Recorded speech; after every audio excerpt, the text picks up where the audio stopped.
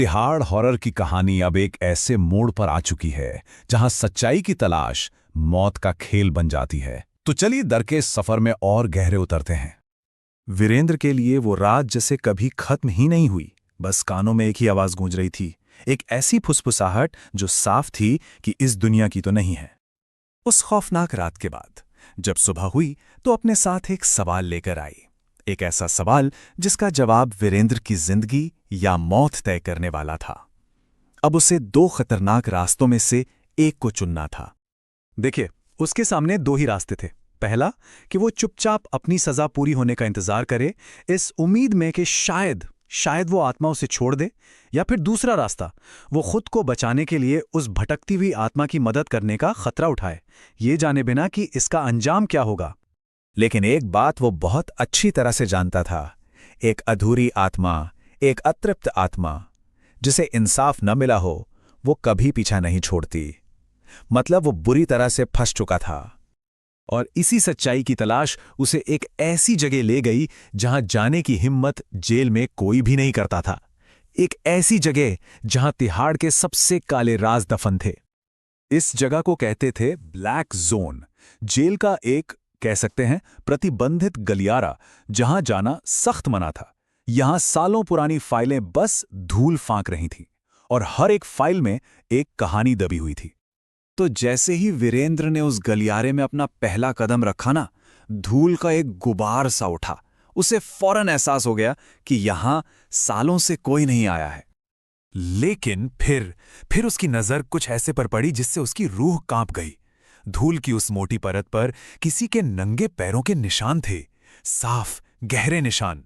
ऐसा लग रहा था जैसे कोई बस अभी अभी वहां से गुजरा हो।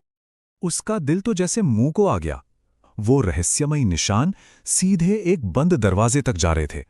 अब कांपते हुए हाथों से उसने उस दरवाजे को खोला। कमरे के अंदर हजारों फाइलें थीं, हजारों। लेकिन वीरेंद्र का मकसद सिर्फ एक था। उसे उस एक महिला कैदी की फाइल ढूंढनी थी जिसकी आत्मा उसे एक पल भी सोने नहीं दे रही थी। और फिर काफी देर तक ढूंढने के बाद उसकी नजर धूल से सनी एक फाइल पर पड़ी। उसे अंदर से पता था, बस यही है वो फाइल, यही है जो सारे राज खुलेगी। उसने फाइल खोली। उस पर नाम लिखा था कैदी नंबर 402, फातिमा रहमान। जी हां, वही नाम, वही औरत जिसकी आत्मा इंसाफ के लिए भटक रही थी।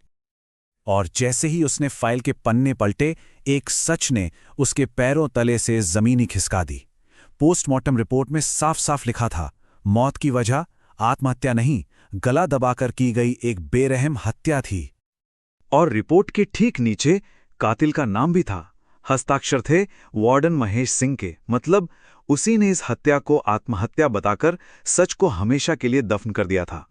जिस पल वीरेंद्र ने यह सच पढ़ा, उसे लगा जैसे कमरे का तापमान अचानक गिर गया हो। एक अजीब सी ठंडक उसकी रीढ़ में दौड़ गई। उसे यह एहसास हो गया कि वो कमरे में अब अकेला नहीं है। डर ने उसे पूरी तरह से जकड़ लिया। उसे अपनी गर्दन पर किसी की गर्म सांसें महसूस हो रही थीं। उसमें पलटकर देखने की हिम्मत तक नहीं हो रही थी। पर जब उसने सारी हिम्मत जुटाकर पीछे मुड़कर देखा, तो वहां वार्डन महेश सिंह खड़ा था। उसकी आंखों में नफरत थी और चेहरे पर एक शैतानी मुस्कान। वार्डन धीरे से गुर्राया, इतने सालों बाद किसी ने ये राज खोला है। अब तुझे भी हमेशा के लिए खामोश होना पड़ेगा। और ये कहते ही वो वीरेंद्र पर झपट पड़ा। लेकिन ठीक उसी पर जैसे ही वार्डन ने हमला किया, उस कमरे में एक ऐसी शक्ति जागी जिसके बारे में किसी ने सोचा भी नहीं था। फातिमा का अधूरा बदला अब पूरा होने वाला था। अचानक कमरे की लाइटें जोर जोर से जलने बुझने लगीं।